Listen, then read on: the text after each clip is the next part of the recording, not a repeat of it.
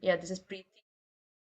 Yeah, so we're here today to discuss the national monetization policy. I'm Emmy, this is Preeti, Neville, and Dinesh, and we're all first year students of IIM Code. And so can you hear me? Hello, Think there's some connection problem. on my end, or We can hear. No, no, we can hear you. okay?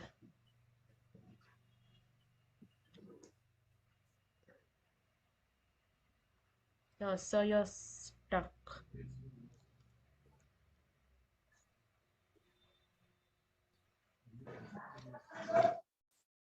Hello, sir. Your connection seems troubled.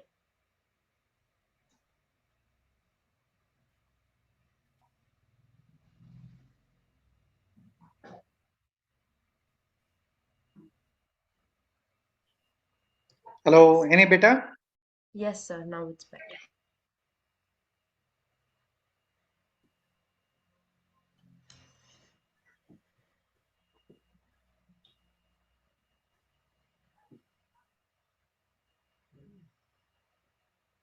Hello, hello. So we can't hear you. So we can't hear you. Hope the connection is stable now.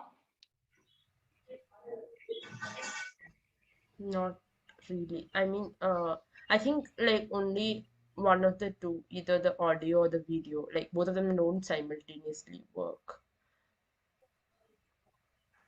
Okay, then anyway, I just said hi to people. I'll switch over only to the voice. Yes, sir. That's perfectly right. Sure. Any better now? Um, yes, sir. It's better. The Yeah, we voice can is hear better. you Yes, we clear. can hear you. We can't see you, but we Okay, can hear okay, you. Yes, sir. okay. Let's get started.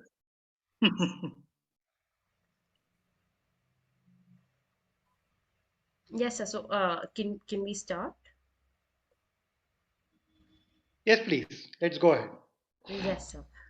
So the national monetization policy Let's have has a quick introduction of.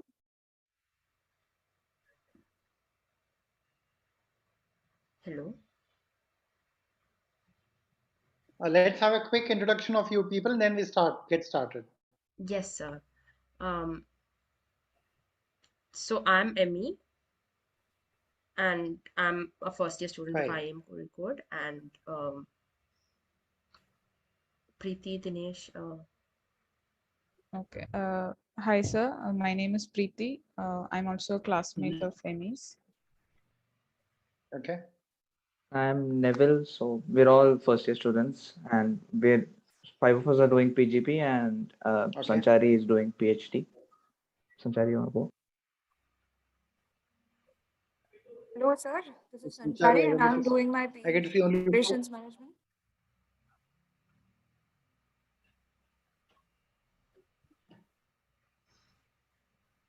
Yes, sir. So shall we start? Yeah, yeah, please. Yes. So the policy, as I mentioned before, has been something that has been heralded, especially because when the finance minister unveiled it, it was said to generate 6 lakh crore rupees and uh, bring in a new era wherein we'd move on from the build, operate, and transfer and move on to something more substantial.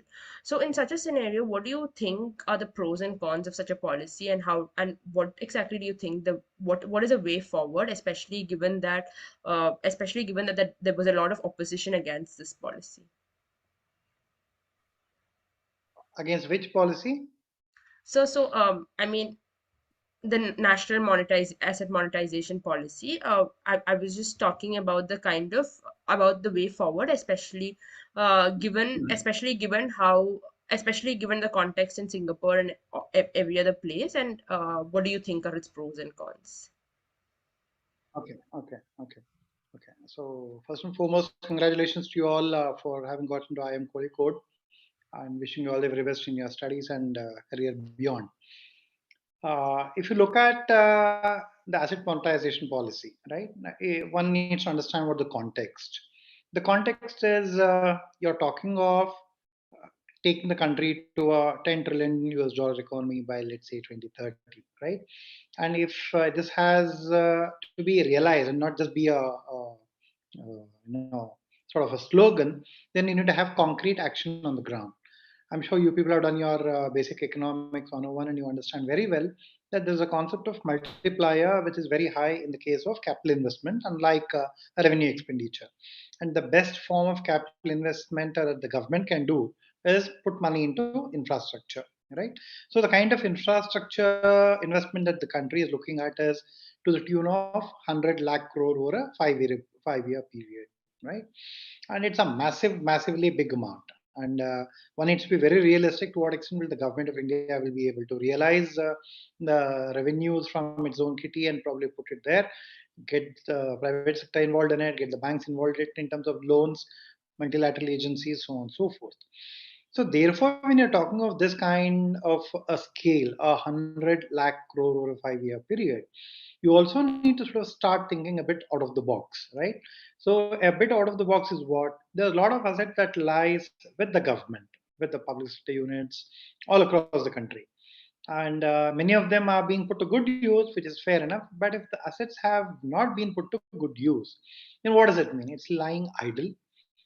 Asset that belongs to the country is lying idle. Number one, that in itself is a matter of concern, if not anything else, right? We should understand why is it that we are letting the assets lie idle. If you ask a corporate sector, private sector, the first thing that they are looking at is what is the asset turnover ratio, right? I mean, to what extent you are able to sort of put your assets to good use in terms of generating revenues.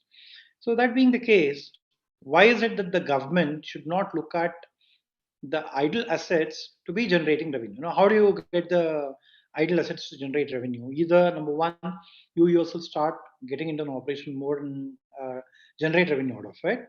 Number one, which we all have seen in the last 60, 70 years, the government is better left to govern and make policies rather than get into the business of business, which is better left to people like you and me. Uh, in which case, what should the government do with those assets? The government would better make use of these assets through the private sector more, in the sense that hand over these assets. When I say hand over, it's not like you're selling it off or throwing it away, giving it away at a throwaway price. You are handing over the physical assets to the private sector, which is considered to be much more efficient, more capable, and more innovative in their understanding and operations. And therefore, you generate a lease amount, right? So you hand over the idle assets, they become productive in the private sector. So therefore, to that extent, there is a good amount of jobs, good amount of economic development, and the multiplier impact that we just now spoke of happening. On the other hand, whatever the lease amount comes in, that will not be spent on, let's say, a revenue expense. Revenue expense could be on salaries or interest, or probably give some freebies to the poorer section. It will be spent on infrastructure investment, and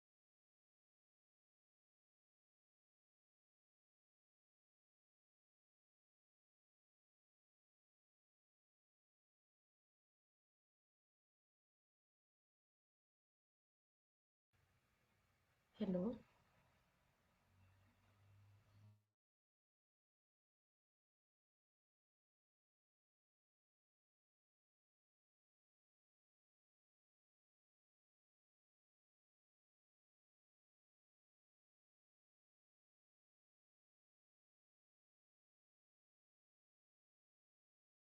Sir, we can't hear you.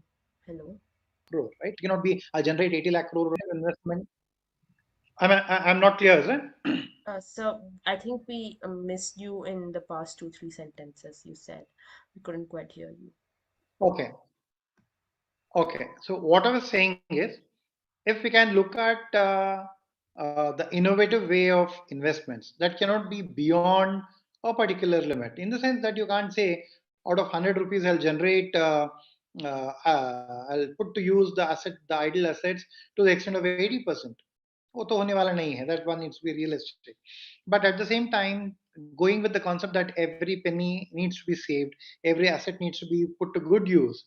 Even a 10 to 15% of your investment, the expected investment, should come from these kinds of innovative mechanism is what the finance minister has thought of, right? So that being the case, it's still a very small proportion of the overall investment that one is looking at. And this, as I said, is going to kick off in a very small way, but a meaningful way, getting into a cycle, a proactive, positive cycle of investments in jobs and further revenues, and therefore investment and so on and so forth, apart from a lump sum generating a good amount of money for your infrastructural investment. So, technically speaking, this is a very interesting and an innovative thing with very little risk in terms of the initiative itself. When I say little risk, what does it mean? If you bank on generating on asset monetization as a key source of funds, and if that doesn't happen, then your next initiative will probably go for a toss because you can't take off, right? It's a big risk if you make that dependent. Is the government doing it? Definitely not. It's hardly about 15% on the higher end. And that being the case, this only adds as a supplementary and an additional source of income rather than the primary source of income. So if you keep that in mind, you realize that the main source of income would be the governmental investment, the private sector investment, the multilateral loans, and of course, as a small proportion and out of the box thinking, alternative investment sources like the national asset monetization. Yes, sir. So just as a continuation question to this, as I mentioned before, like when Singapore public transport was given off to the private sector, there was a lot of concern regarding it, especially with regards to bad upkeep. So That's how exactly are we going to prevent a private company taking over, having negative that implications? what Bad upkeep. upkeep. Okay, okay. Yes, sir. So Maybe we are losing you. We can't hear you. uh, how do we prevent the negative implications such as bad upkeep? Is my question. This is a valid point. Not just it's got very little to do with national the asset monetization concept per se, and it's got to do more with the character of an economy and its people, right? We speak of, let's say there is a dharna happening. Either you can do a very strong, effective, forceful dharna without hurting people, or you can probably break glasses, burn tires, and burn some buses and autos, and be a big obstruction and a nuisance to the common man, right? That way, when there is an asset that's transferred, irrespective of whether it belongs to the government or to another private entity, there is a moral responsibility and a legal responsibility on the person who's taken the lease to ensure that there is a reasonable amount of upkeep and safekeeping of the asset, right? In the absence of which, the existing contract laws will kick in. There will be covenants and guidelines that will ensure that in the case of a breach of a particular clause, it could be on the upkeep, it could be on the timely payment of lease, it could be on the handover of the assets, and so on and so forth. There'll be a penalty levied and attached, as the case of any other common contractual obligation. Yes, sir. So just as a continuation to this, not just in terms of upkeep, there were concerns regarding about the creation of monopolies, especially when Adani took over the airports. There were other concerns as well on the monopoly creation. So how exactly do we prevent the creation of monopolies? There are two things involved in it. Let's say the process of airport privatization is not a new phenomenon as we are talking today, right? We are talking way before, probably a decade earlier, be it in Bangalore, be it in Delhi, Mumbai. Now you get to see the Adanis probably in Gujarat or probably Mangalore, Cochin, or wherever it is, right? So the point is, it's not about a monopoly creation. It's about a scale that builds a good amount of effectiveness as well as efficiency. I mean, though these two are different, bit different concepts, the kind of a scale that gives you the efficiency, and at the same time, given your own repetitive engagement, you are able to generate a good amount of effectiveness built into it as well. So that being the case, there should be a lesser concern. I wouldn't say zero concern, but definitely there should be a lesser concern with respect to monopoly creation, so on and so forth, right? Let's assume for a moment that there is no national asset monetization that happening. even if it's not happening, we should be concerned if there is a monopoly creation, right? It could be a telecom, it could be a search engine, anything and everything. If there is a monopoly, duopoly, or oligopoly, there definitely will need to be a need for a concern. And if you look at the kind of a legal framework that the country has come up with, the Competition Commission of India, right?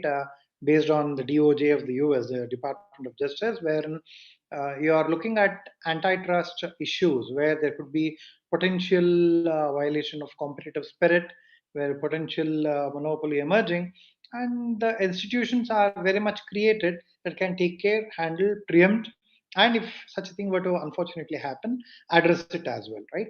I'm sure you people would have read enough and more news articles about the Competition Commission of India looking at various mergers, giving its approval with conditions, without conditions, or sometimes negating it, or the issues where there could be a case of minority versus majority stakeholders having a problem and therefore getting into a anti-competitive mode. So institution-wise, the country and the economy is fairly well poised to handle these issues, and no economy would, I would dare say that, would be bereft of these kinds of issues. I mean, be it the US, be it India.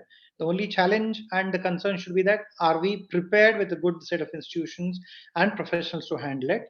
I presume, and I'm sure you all will agree, by and large, we have that kind of a ecosystem in place in terms of institutions. Yes, sir. So, just continuing on with this, so there was a target of 88,000 crores in the FY22 and 6 lakh crores within the 4-year time period. So, how exactly is the government going to cut through the bureaucratic procedures and generate this amount within the stipulated time period? Especially given that that kind of target has not yet been met. So, and it's a huge target. It is undoubtedly a huge target. For instance, I'll take this as two questions. One is how do we cut through the bureaucratic red tape, for instance? That I take as a first and a more important question. Bureaucracy by itself is something that if you people haven't seen yes minister and yes prime minister, I strongly recommend that, whenever you have time, please go through that. A lot of funny moments, at the same time good amount of learning on how politics and policy works in the so-called old democracy like UK, right? So that shows a mirror to the ground reality as to how things happen, how things are halted by the bureaucracy, right? So that being the case, I wouldn't call it just about bureaucracy. There is a policy, and power is all about uh, negotiation of various interests. It's a coalition of various interests. At the same time, it's a negotiation of various interests. Sorry. If you look at the current dispensation, the Modi government is very strongly looking at two things. One, overhaul the bureaucracy itself. Instead of bureaucracy being the my bap, the provider of all the goodies and trying to be the benefactor, the bureaucracy is trying to be transformed into what you would call a mission karma yogi, in the sense that you become a karma yogi. What does it mean? You become, in our terms, I would probably say, use the term problem solver. There is a problem. There will be a series of problems in a civil society, in economy, in the political and the policy space, and the bureaucracy is expected to become a problem solver. That is the very orientation of the bureaucracy that is being changed. If you look at some of the instances, for example, your own Mr. Shibulal, right? So he's been tasked, mandated with looking at how they can really revamp the bureaucracy in terms of goals, roles, vision, so on and so forth, and their, of course, their career aspirations. So it means to say that the government is extremely serious by roping in well-known achievers like Shibulal, heading a task force that is going to mandate the very transformation of a bureaucracy that has been like a big steel frame, which was good at some point in time, but if you're not going to be flexible enough to be a problem solver, could be a problem later on, right? And as a small step in this direction, you already see people who are joining as at the joint secretary level. When you talk of joint secretary level, what does this mean? For example, take the case of drone. I'm sure you people would have read about the drone policies recently, getting to say that the government is moving extremely fast on, sorry, on the drone policy. And I would say very, very gladly that out of the 10, 12 new joint secretaries, lateral entries happen. The person who made this happen is Amber Dubey, IIT Bombay alumnus and a private sector professional. And he currently is a joint secretary of Civil Aviation Ministry, bringing about massively big transformation in terms of new policy in an extremely short period of time, especially when there is a massive intersection with the national security aspect. I mean, it's not just about having a drone come from my home to a grocery shop. You are having the chances and the possibilities of a drone attack in terms of a national security issue. Could be from an external enemy, could be within, so on and so forth. Notwithstanding that, the drone policy was subjected to a 6 month experimentation period, and later on, a policy was framed based on the experimentation done with about 10, 12 private sector, public sector, and the governmental institutions. So, what does this mean? If you're looking at one proof of concept, this is one massively big proof of concept. What Amber Dubey has done in the Civil Aviation Ministry with respect to the drone policy, that things are changing for the better through the bureaucracy. That said, how do you? I'll come to the second part of the question that said, "Hi, it's a massively big target. How do you sort of intend to achieve it?" Yes, target is big, undoubtedly. Yes, we may or we may not probably achieve it in the stipulated time. Instead of 6 lakh crore, it could become 5.5 lakh or five, or it could become seven. So the point we are trying to sort of stress and make is putting a big premium on the kind of problem solving thinking, a design thinking, if you wish to sort of call it, in the way the bureaucracy thinks. I would want to sort of give a very small but a significant instance from Bangalore. When the Bangalore metro is happening, the earlier chairman, Pradeep Singh Kharola, he holds a PhD in transportation from IIT Delhi, a good friend of mine. And he came up with a very, very interesting proposal. It was about 4 years ago when I myself was in the ministry, in a different ministry though. The proposal was that he said, I will talk to the key corporates in Bangalore who fall in the line of where the metro starts and metro ends, phase 2 starts and phase 2 ends. And I'll ensure that I'll give them additional facilities in terms of the metro station connecting directly to their campuses, being named after their companies or founders, or so on and so forth. And probably looking at the last station, which is Nagasandra, being in a very, very strong adjoining position to a massively big furniture company, furniture retail store, sorry. So the point is, he was able to generate a huge amount of resources from these kinds of innovative thinking. He could generate resources from Infosys, from Biocon, from the furniture retail MNC. So the point I'm trying to make, and only a very small amount was left, which that gap was funded by both the state governments and the central government. Now the point is, it is this kind of a very innovative thinking, small but significant step that goes a long way. Let me give you yet another small instance, right? If you take the last month's file clearance, pending file clearance campaign, right? It's a very small campaign, but it once again shows the kind of a mindset that the government is trying to bring into the people. What was that? There is a bureaucratic transformation happening. Bureaucracy in itself is going through a churn on a positive note, as I spoke of, trying to sort of make them more problem solvers. And how do you do? The first thing is probably clean up the entire legacy. The PMO instructed all the ministries to sort of check into your storerooms, into your records, into your offices, and bring out all the physical files. Find out what are the files that are required to be acted on, to be actioned upon, and not to be something that is 20 years old, 30 years old, and the person who made that request is already dead and gone, and there is no more relevant today, right? It's a very, very small thing. And I don't know to what extent they were able to generate some 6 crore, 8 crore. I don't know. It's a very small amount, probably some 60 crore. Even that's very significant. It has got nothing to do with an asset monetization, by the way. I'm giving an instance. Why I'm giving an instance, just so that you get to sort of connect that dot. Why was this done as intentional?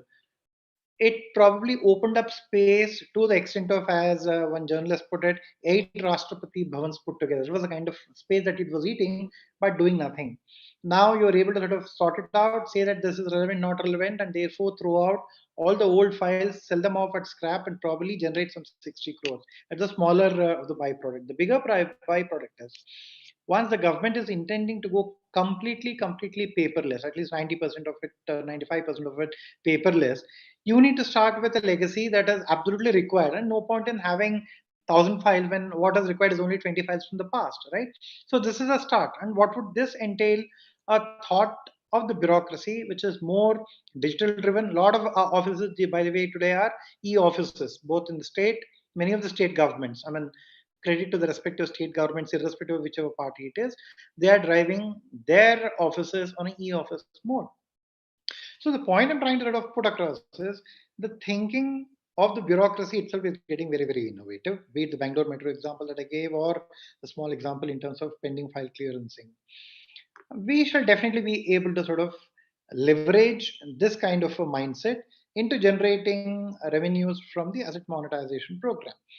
And if I may take one more minute to sort of add to it, how many of you have used SBI's app? You know, do you use the app of SBI, State Bank of India?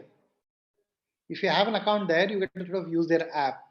And SBI, as we are all aware, is a public sector bank.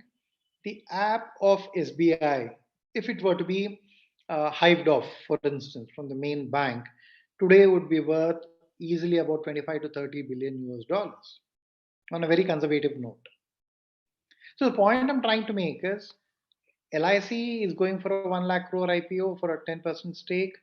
You're looking at the physical monetization, you're looking at a complete change in mindset, and this adds cumulatively in parallel and sequentially in such a way that it should not be a problem for us to sort of reach this. Yes, there could be some hits and misses. For instance, take the case of vaccines. While we definitely wanted to sort of reach the 200 crore mark by December end, we probably would hit about 140 crore mark. Still not a bad figure. I mean, for a country of this size, we are hitting a 140 crore mark by December end would not be a mean achievement by any standard. Yes, we did set very high standards for ourselves, and it's always our constant endeavor to sort of push ourselves to that extent. But that said, that's when you probably fail, and it's a good fail to have if there's a gap. If we may not reach the 6 lakhs crore, be it so, and that is not a key dependent in the sense that the program or the initiative will not fail if we don't raise the entire 6 lakhs crore, but we just fall short by a lakh crore or half lakh crore, because there are other key sources of investment, key sources of funding, as I said, to the tune of about 85% already planned elsewhere. Yes, sir. So, just another question we had was with regards to the build operate transfer. I understand that there's a difference between greenfield operations and brownfield operations, but then again, is this a continuation of build operate transfer, or is there something more to this policy, especially in terms of pros and cons? The whole intent is you are creating new infrastructure, that's the green infrastructure, and there is an existing asset which is obviously a brown, right, brown field. It is there, it is being unused, it is lying unused, you are trying to make use of it. To that extent, the existing infrastructure will get the existing assets will be utilized to a very high extent. Number two, you are able to build new infrastructure as well. It could be the roads, it could be the ports, it could be the airports.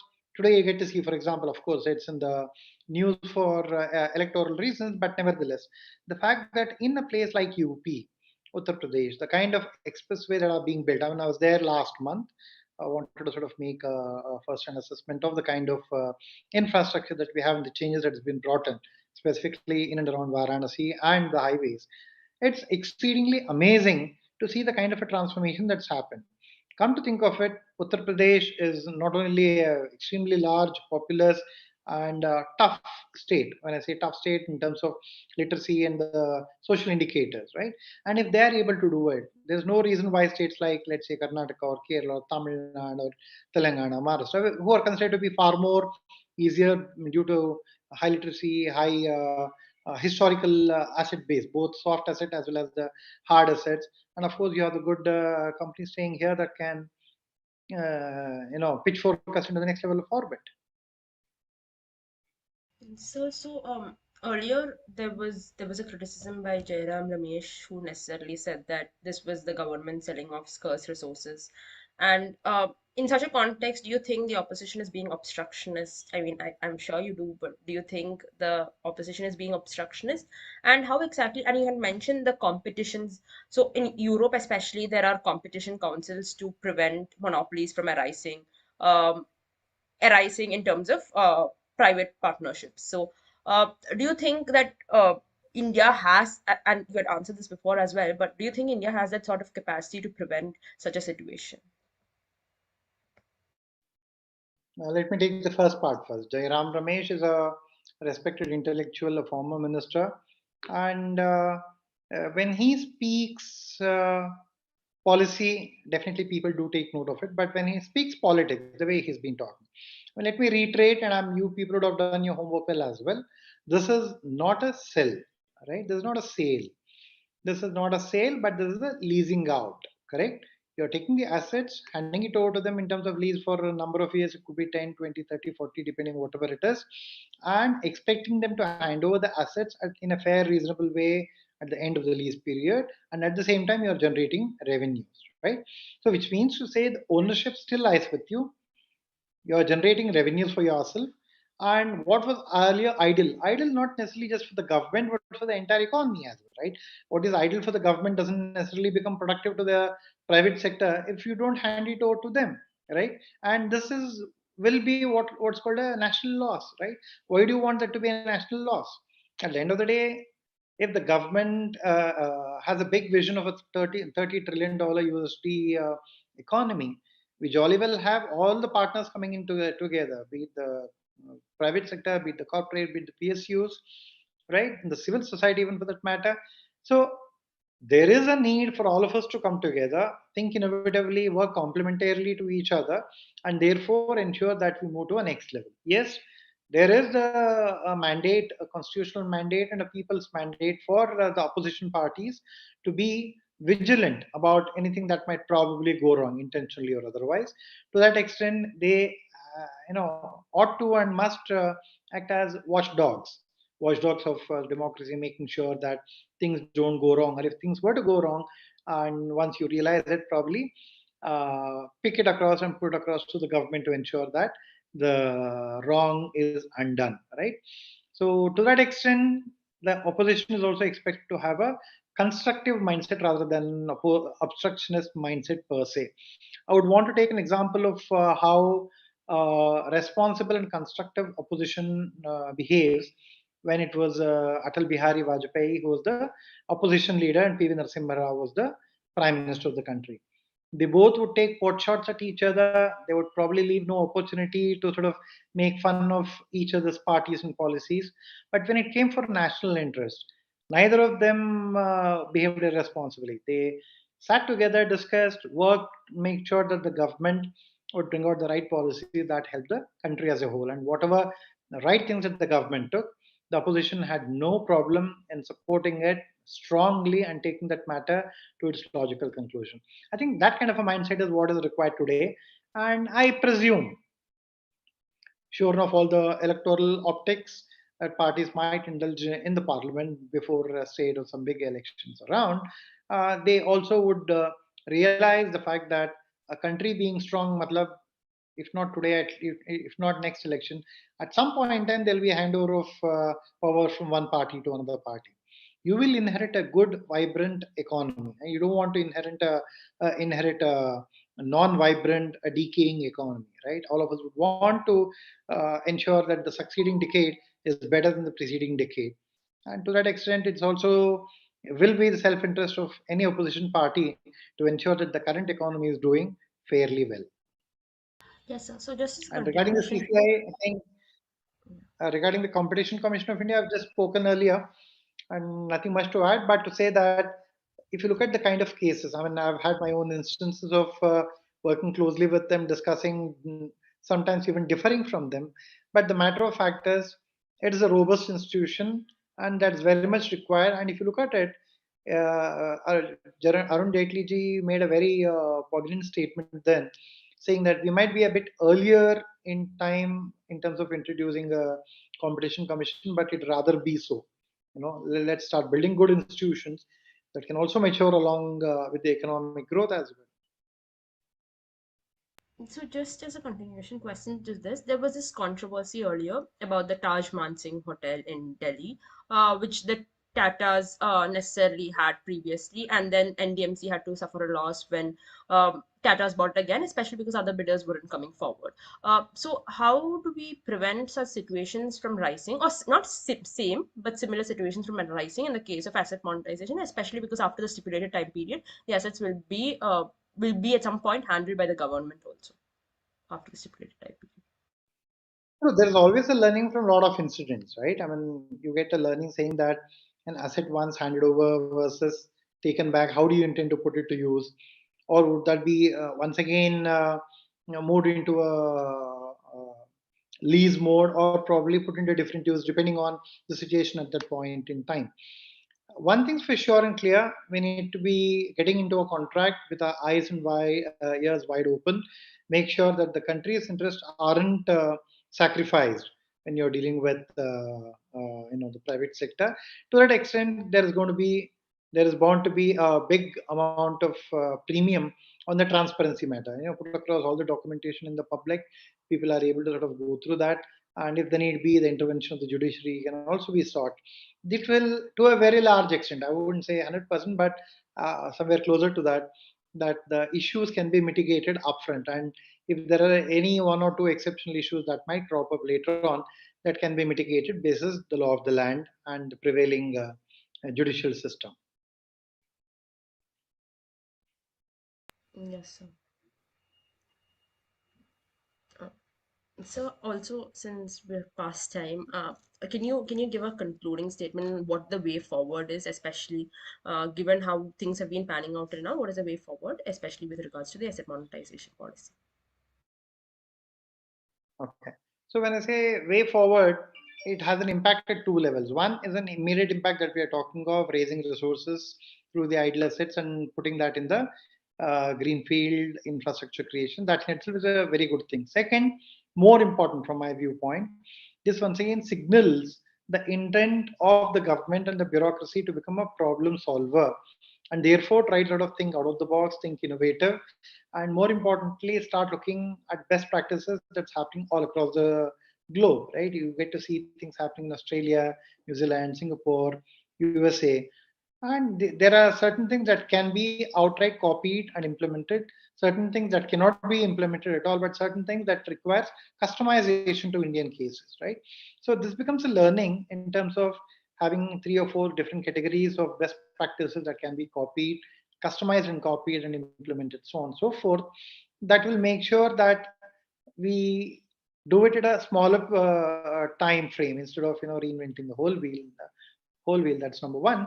Number two, more importantly, we will be in a position to sort of truly be what one can call a problem solving economy. I mean, I would recommend a small article to you people from the Harvard Business. It's called tri-sector leadership or triple strength leadership. What it means is leadership of tomorrow, as you people are in the corporate or the economic zone, would also need to be aware, sensitized, and working closely with the other two domains. The other two domains being social and political, and vice versa for a political leader. When it's not sufficient if you just know how to do politics and just do power politics, you should learn to engage with the economic space, you should learn to engage with the social space as well, and vice versa for a social space. You just can't say, I'm a civil society activist, my only job is to obstruct people, right? It can't be that way. If you're obstructing, you jolly well come out with an alternative suggestion, come out with something which is far better in terms of effectiveness and efficiency. To that extent, I think leadership is all about problem solving, and that kind of a problem solving spans across domains. And this is where I see the government of the day heading with these kinds of innovative steps.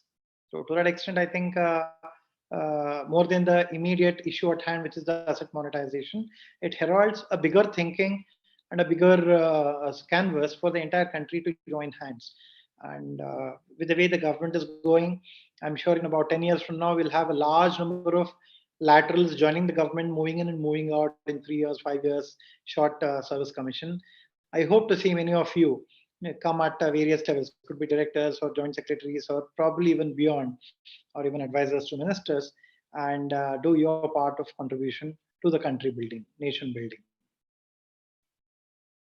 Thank you so much, sir, for taking the time out of your busy schedule and joining us for the short call. And we're really glad to have you and your views as well. So thank you so much. I'll stop recording for now.